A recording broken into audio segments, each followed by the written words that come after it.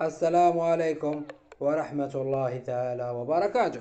قبل البدء المرجو الاشتراك في القناة وتفعيل الجرس ليصلك كل جديد.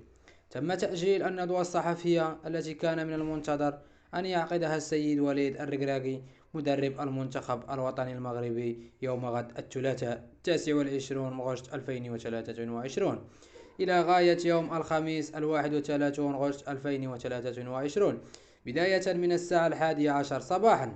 وسيعلن السيد وليد الركراكي خلال هذه الندوة الصحفية التي سيعقدها بقاعة المؤتمرات بمركز محمد السادس لكرة القدم عن القائمة اللاعبين التي ستوجه لها الدعوة لمباراتين اللتين سيخوضهما المنتخب الوطني أمام كل من منتخبي ليبيريا بمدينة أكادير وبوركينا فاسو بمدينة لانس بفرنسا. إن أعجبكم الفيديو المرجو دعمنا بلايك.